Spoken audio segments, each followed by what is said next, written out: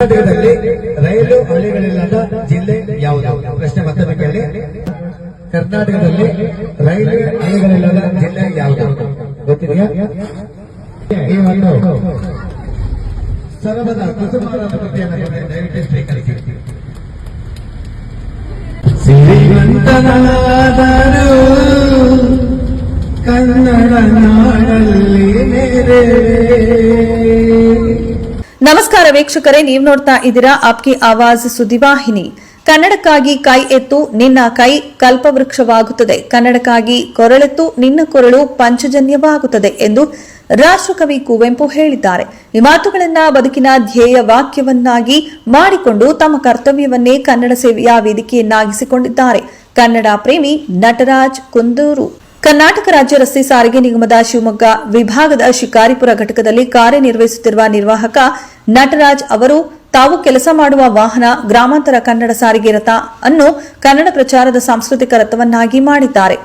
ವಾಹನ ಸಂಖ್ಯೆ KA 14F0089 ಘಟಕ ವ್ಯವಸ್ಥಾಪಕರು ಮುಪ್ಪಣ್ಣ ಕಡೇಮನಿ, ನಿರ್ವಾಹಕರು ನಟರಾಜ್ ಕುಂದೂರು, ಚಾಲಕರು ಶಿವಕುಮಾರ್. ಪ್ರತಿ ವರ್ಷ ಕನ್ನಡ ರಾಜ್ಯೋತ್ಸವದಂದು ತಮ್ಮ ಬಸ್ಸಿನೊಳಗೆ ರಾಜ್ಯೋತ್ಸವ ಆಚರಣೆ, ಪ್ರಯಾಣಿಕರಿಗೆ ಕನ್ನಡ ರಸಪ್ರಶ್ನೆ, ನಾಡಗೀತೆಗಳ ಪರಿಚಯ ಹಾಗೂ ಕನ್ನಡ ಸಾಹಿತ್ಯ ಪುಸ್ತಕಗಳ ವಿತರಣೆ ಇವುಗಳ ಮೂಲಕ ಕನ್ನಡಗಾಗಿ ಪ್ರತಿ ತಿಂಗಳು ತಮ್ಮ ವೇತನದಿಂದ 2,000 ರೂಪಾಯಿಗಳನ್ನ ಕನ್ನಡ ಸೇವೆಗೆ ಮೀಸಲಿಡುವ ಈ ನಿರ್ವಾಹಕರು ಕವಿಯಾಗಿಯೂ ಪ್ರಸಿದ್ಧರು. ಸ್ವರ್ಣ ಕರ್ನಾಟಕ ಸೇವಾ ಪ್ರಶಸ್ತಿ, ಅಪ್ಪಟ ಕನ್ನಡ ಅಭಿಮಾನಿ ಪ್ರಶಸ್ತಿ, ಡಾ BR Ambedkar national philosopher gold medal ಸೇರಿದಂತೆ ಅನೇಕ ರಾಜ್ಯ ಮತ್ತು ರಾಷ್ಟ್ರೀಯ ಗೌರವಗಳು ಇವರ ಕನ್ನಡ ಸೇವೆಗೆ ದೊರೆತಿವೆ.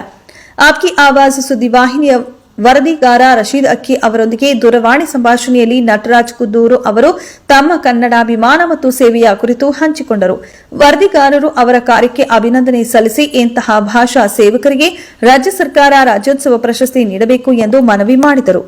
ಆಪ್ಕಿ ಆವಾಜ್ ಸುದ್ದಿವಾಹಿನಿಯಿಂದ ರಶೀದ್ ಅಕ್ಕಿ ಅವರ ವರದಿ. ಸರ್ ರಶೀದ್ ಅಕ್ಕಿ ಸರ್ ನಮಸ್ಕಾರ. ಆಪ್ಕಿ ಆವಾಜ್ ಸುದ್ದಿವಾಹಿನಿಯಿಂದ ಮಾತಾಡ್ತಾ ಇದೀವಿ. ಸರ್ ನಮಸ್ಕಾರ.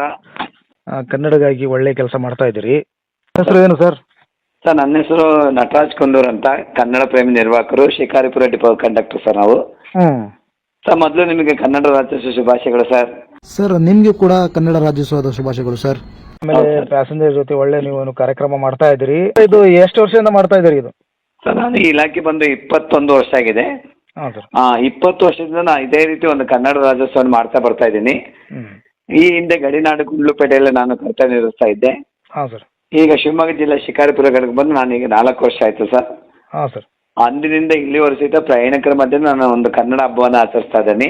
ಇದಕ್ಕೋಸ್ಕರ ನನ್ನ ಒಂದು ಇಲಾಖೆಯಲ್ಲಿ ನಮ್ಮ ಡಿಪೋ ಮ್ಯಾನೇಜರ್ ಮತ್ತು ನಮ್ಮ DC ಅವರ ಸಹಕಾರದಿಂದ ಒಂದು ಬಸ್ಸನ್ನು ತಗೊಂಡು ಅದನ್ನು ಸಿಂಗಾರ ಮಾಡಿ ಈ ರೀತಿ 1 ತಿಂಗಳು ಸಂಪೂರ್ಣವಾಗಿ ಪ್ರಯಾಣಿಕರ ಮಧ್ಯೆ ನಾನು ಒಂದು ಕನ್ನಡ ಹಬ್ಬವನ್ನು ಆಚರಣೆ ಮಾಡ್ತಾ ಇದ್ದೀನಿ ಸರ್.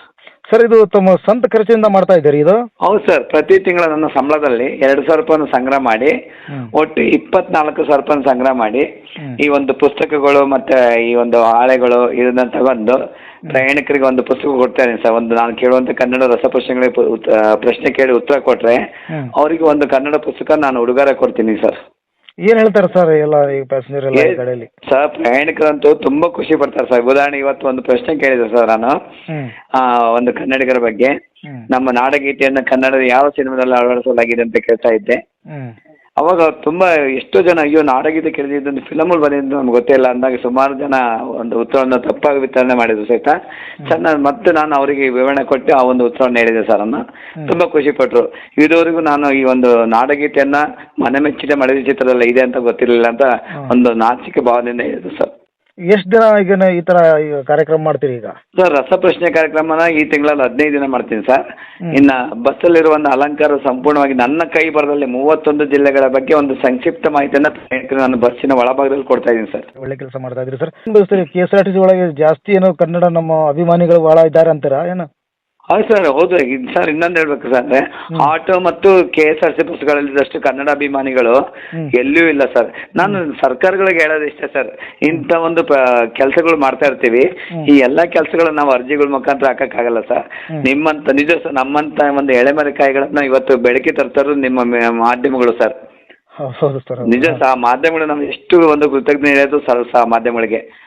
ಇಲ್ಲ ಸರ್, ತಾವು ಯಾಕಂದ್ರೆ ತಾವು ನೋಡಿ, ತಾವು ಈಗ ತಮ್ಮ ಕರ್ತವ್ಯ ಜೊತೆ ನೀವು ಇಷ್ಟೆಲ್ಲ ಕನ್ನಡ ಬಗ್ಗೆ ಏನು ಇಷ್ಟೆಲ್ಲ ಸೇವೆ ಮಾಡ್ತಾ ಇದ್ದೀರಿ.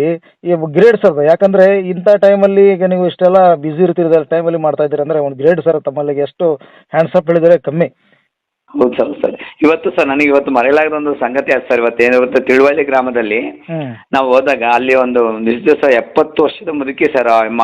ಹಾಂ ಸರ್. ಆ ಎಮ್ಮದಲ್ಲಿ ಕನ್ನಡ ಅಭಿಮಾನ ಹೆಂಗ್ ಬಂತಂದ್ರೆ ಒಂದು ಬಸ್ಸನ್ನು ಹತ್ತಿ ಮತ್ತೆ ಕೆಳಗಿಳಿತು. ನಾನು ಯಾಕೆ ಬಾರಮ್ಮ ಹೋಗುತ್ತೆ ಅಂತ ಕರೆದಾಗ ತಡಿ ಸರ್ ಅಂತ ಹೇಳಿ ಆ ಬಾಗ್ಲಿ ನೀರ್ ಹಾಕಿ ತೆಂಗಿನಕಾಯಿ ಹೊಡೆದು ಅವರು ನನಗೆ ನಮಸ್ಕಾರ ಮಾಡಕ್ ಬಂದ್ರು. ನೀವು ದೊಡ್ಡ ನಮಸ್ಕಾರ ಮಾಡ್ಬೇಡ್ರಿ, ಅಲ್ಲಪ್ಪ ಇಂಥ ಕನ್ನಡ ಅಭಿಮಾನಿಗಳ ಫೋಟೋಗಳನ್ನ ಇಟ್ಕೊಂಡು ಪೂಜೆ ಮಾಡ್ತಾ ಇದೆಯಲ್ಲ. ಇವತ್ತು ಸತ್ತ ತಂದೆ ತಾಯಿಗಳನ್ನೇ ಇವತ್ತು ಮಕ್ಕಳು ಬಾಣಲ್ಲ. ನಿನ್ನ ಸಂಬಂಧದ ವ್ಯಕ್ತಿಗಳಿಂದ ನನಗೆ ಇವತ್ತು ಭಾರಿ ಖುಷಿ ಆಯ್ತು ಸರ್ ಅದೊಂದು ವಿಷಯ. ಏನ್ ಸರ್ ಈಗ ಈ ಮುಂದಿನ ದಿನದಲ್ಲಿ ಯಾವ ತರ ನಿಮ್ಗೆ ಸಪೋರ್ಟ್ ಆಗಬೇಕು ಸರ್? ನಮ್ಮ ಪ್ರಯಾಣಿಕರಲ್ಲಿ ಇವತ್ತು ಕನ್ನಡವನ್ನ ಮರಿತಾ ಇದ್ದಾರೆ. ಹಾಂ ಸರ್. ಕೇವಲ ನವೆಂಬರ್ ಮಾತ್ರ ಇವರು ಕನ್ನಡವನ್ನ ಜಾಗೃತಿಗೊಳಿಸ್ತಾ ನನ್ನ ಭಾವನೆ ಬಿಡ್ಬೇಕು ಸರ್.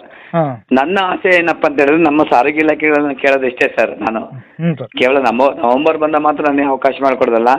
ನನ್ನ ಆಸೆ ಏನಪ್ಪ ಅಂದ್ರೆ ನಮ್ಮ KS ನಿಸ್ರಾಮದ್ ಅವರ ಕನಸನ್ನ ನನಸು ಮಾಡ್ಬೇಕು ಅಂತ ಆಸೆ ಇದೆ ಸರ್. ಯಾಕಂದ್ರೆ ಅವ್ರ ಕನಸು ಏನಾಗಿತ್ತು ಅಂದ್ರೆ ನಿತ್ಯೋತ್ಸವ ಆಗ್ಬೇಕು ಸರ್ ನಮ್ಮ ನಾಡು. ಅದಕ್ಕೆ ನನ್ನ ಆಸೆ ಏನಪ್ಪ ಅಂದ್ರೆ ನನ್ನ ವಾಹನ ದಿನ ನಿತ್ಯೋತ್ಸವ ರೀತಿಯಲ್ಲಿ ನಿತ್ಯೋತ್ಸವ ಕನ್ನಡ ಸಾರಿಗೆ ರಥ ಆಗಬೇಕು ಅಂತ ನಾನು ಕನಸು ಕಂಡಿನಿ ಸರ್. ನನ್ನ 18 ವರ್ಷ ಇನ್ನೂ ಸೇವೆ ಇದೆ ಸರ್ ನನಗೆ. ಆ ವರ್ಷದಲ್ಲಿ ಕನಸು ನನ್ನ ನನಸಾಗಬೇಕು. ಇದಕ್ಕೆ ನನ್ನ ಸಾರಿಗೆ ಇಲಾಖೆಯವರು ನನಗೆ ಸಹಕಾರ ಕೊಡಬೇಕು ಅನ್ನೋದೇ, ಜೊತೆಗೆ ನನ್ನ ಸ್ಥಳೀಯ ಅಧಿಕಾರಿಗಳು ಸಹಿತ ನನಗೆ ಸಲಹೆ ಕೊಡಬೇಕು ಅಂತ ನನ್ನ ಒಂದು ಆಸೆ ಸರ್. ಅಷ್ಟೇ, ಅವರಿಂದ ನಾನು ಏನು ಹಣವನ್ನು ಅಪೇಕ್ಷೆ ಪಡಲ್ಲ ಸರ್ ನಾನು. ಇಲ್ಲ ಸರ್, ನಿಮ್ಗೆ ಈಗ ನಿಮ್ಮ ಡಿಪೋ ಮ್ಯಾನೇಜರ್ ಕೂಡಲಾಗ್ಲಿ ನಿಮ್ಮ ಮೇಲಿನ ಅಧಿಕಾರಿಗಳಿಂದ ಏನು ಸಪೋರ್ಟ್ ಆಗ್ತಾ ಇದೆಯಾ? ಯಾವ ಥರ ಸಹಕಾರ ಸಿಗ್ತಾ ಇದೆ ಅವರು? ಅದೇ ಸರ್, ಗಾಡಿ ಕೊಡುವಂಥ ವ್ಯವಸ್ಥೆ ರೂಪದಲ್ಲಿ ಆಗ್ತಾ ಇದೆ. ಇದ್ರ ಖರ್ಚುಗಳ ಬಗ್ಗೆ ಪಾಪ ಅವ್ರು ಕೇಳಿ ಕೊಡ್ತಾರೆ ಸರ್. ಬಟ್ ನಾವು ಇದುವರೆಗೆ ಆ ಒಂದು ಭಾವನೆಯನ್ನು ಅವರಲ್ಲಿ ಇಟ್ಟಿಲ್ಲ. ಅವರು ಇನ್ನು ಹೆಚ್ಚಿನ ಒಂದು ಪುಸ್ತಕಗಳ ರೂಪದಲ್ಲಿ ಏನಾದ್ರು ಕೊಡೋದಿದ್ರೆ ಕೊಟ್ಟರೆ ಅವ್ರಿಗೆ ಸ್ವಾಗತ ಕೊಡ್ತೀನಿ ಸರ್ ನಾನು. ಇಲ್ಲಿವರೆಗೂ ಎಷ್ಟು ಖರ್ಚು ಬರುತ್ತೆ ಸರ್? ಪುಸ್ತಕ ಎಲ್ಲ ನೀವು ಕೊಡ್ತೀರಾ, ಪ್ರೈಸ್ ಕೊಡ್ತೀರಿ, ಮತ್ತೆ ಅಲಂಕಾರ ಎಷ್ಟು ಖರ್ಚು ಬರುತ್ತೆ ಸರ್ ನಿಮಗೆ? ಸರ್ ಇದುವರೆಗೂ ನಾನು ಒಂದು 20 ವರ್ಷದಲ್ಲಿ ನಿಜವಾಗಿ ಹೇಳ್ತೀನಿ, ನಂಗೆ ಗೊತ್ತಿಲ್ಲ ಸರ್. ನಾನು ಒಂದು ಸಾರಿಗೆ ಇಲಾಖೆಯಲ್ಲಿ ನಾನು ಕೊಟ್ಟೆ. ಸಾರಿಗೆ ಇಲಾಖೆ ನನಗೆ ಏನು ಕೊಟ್ಟೆಗಿಂತ ಮೊದಲು ಸಾರಿಗೆ ಇಲಾಖೆ ನಾನು ತುಂಬ ಕೊಡ್ತಾ ಇದ್ದೀನಿ ಸರ್. ಯಾಕೆ ಪ್ರತಿ ವರ್ಷ 22-23 ಸಾವಿರ ಪುಸ್ತಕ ಮತ್ತೆ ಈ ಒಂದು ಬಾವುಟಗಳ ಖರ್ಚು ಇವೆಲ್ಲ ಮಾಡ್ಕೊಂತ ಬರ್ತೀನಿ ಸರ್. ಬಟ್ ನಾನು ಖರ್ಚನ್ನು ನಾನು ಕೊಡ್ಲಿ ಅಂತ ಕೇಳಲ್ಲ ಸರ್. ಈ ಅವಕಾಶ ಮಾಡಕ್ಕೆ ಅನುಮತಿ ಯಾವುದೇ ರೀತಿ ನಮಗೆ ತೊಂದರೆ ಕೊಡಬಾರ್ದು ಕನ್ನಡ ಪ್ರೇಮಿಗಳಿಗೆ ಅಂತ ನನಗೆ ಅಷ್ಟೇ ಸರ್. ಯಾಕೆ ನನ್ನ ಜೀವನ ಹೋಗ್ತಾ ಇರೋದು ಈ ಸಾರಿಗೆ ಇಲಾಖೆಯಲ್ಲಿ. ಅದು ನನಗೆ ಅನ್ನ ಕೊಡುವ ಒಂದು ಸಂಸ್ಥೆ. ಆ ಸಂಸ್ಥೆ ನಾನು ಸ್ವಚ್ಛವಾಗಿ ಇಟ್ಕೊಂಡು ಒಂದು ಕನ್ನಡವನ್ನು ಅಭಿಮಾನ ಮೂಡಿಸ್ಬೇಕು ಅನ್ನೋ ದೃಷ್ಟಿ ನಾನು ಮಾಡ್ತೀನಿ ಸರ್.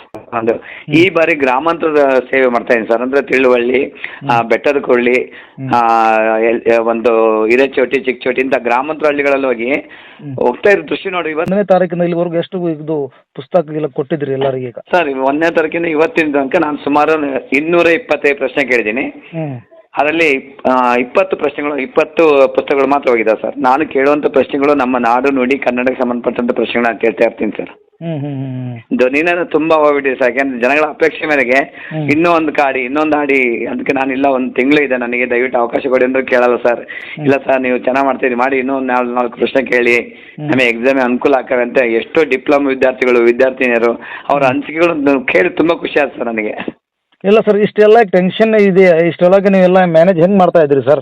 ಗ್ರೇಟ್ ಸರ್ ಮಾಡ್ತಾ ಇದ್ರಲ್ಲ. ಹೌದು ಸರ್, ನಾನು ಶಿಕಾರ್ಪುರದಿಂದ ಶಿವಕಪ್ಪ ತನಕ ಸ್ಟಾಪ್ ಇರಲ್ಲ, ಅಲ್ಲಿ ಮತ್ತೆ ಟಿಕೆಟ್ ಅನ್ನು ವಿತರಣೆ ಮಾಡಿ ಆಮೇಲೆ ಒಂದು ಮೈಕ್ ತಗೊಂಡು ಅವರಿಗೆ ಒಂದು 2-3 ಪ್ರಶ್ನೆ ಕೇಳಿ ಆಮೇಲೆ ಒಂದು ಗೀತೆಯನ್ನು ಆಡ್ತೀನಿ ಸರ್ ನಾನು. ಆ ರೀತಿ ಅವರಿಂದ ತುಂಬಾ ಸಪೋರ್ಟ್ ಸಿಗ್ತದೆ. ಎಷ್ಟು ಸರ್? ಹಾಂ ಸರ್, ಅಲ್ಲ ಒಳ್ಳೆ ಸೇವೆ ಸಲ್ಲಿಸ್ತೀರಿ, ಒಳ್ಳೆ ಕೆಲಸ ಮಾಡ್ತಾ ಇದ್ರಿ ಸರ್. ತಾವು ಮುಂದುವರಿಸಿ ಮಾಡಿ ಸರ್. ಯಾಕಂದ್ರೆ ಯಾವುದು ನಮ್ದು ರಾಷ್ಟ್ರ ಭಾಷೆ ಅದೆಲ್ಲ, ಇದಕ್ಕೆ ನಾವು ಉಳಿಸ್ಬೇಕು, ಬೆಳೆಸಬೇಕು, ನಮ್ಮ ಕರ್ತವ್ಯ ಎಲ್ಲ ಅದು. ತುಂಬಾ ಥ್ಯಾಂಕ್ಸ್ ಸರ್ ಎಲ್ಲ. ಓಕೆ ಸರ್, ನಿಮಗೆ ಮೊದಲು ಸೆಕೆಂಡ್ ನಮ್ಮಂತ ಒಂದು ಎಳೆಮರೆ ಕಾಯಿಗಳನ್ನು ಇವತ್ತು ಇಷ್ಟು ಮಟ್ಟಕ್ಕೆ ನೀವು ಮಾಡ್ತೀರ ನಿಜ ಸರ್. ಮಾಧ್ಯಮದಲ್ಲಿ ನಾನು ಎಷ್ಟು ಇವತ್ತು ಈ ಮಟ್ಟಕ್ಕೆ ಬಂದ್ವಿ ಅಂತ ಕಾರಣ ಮಾಧ್ಯಮಗಳ ಕಾರಣ sir. Okay sir, thank you sir.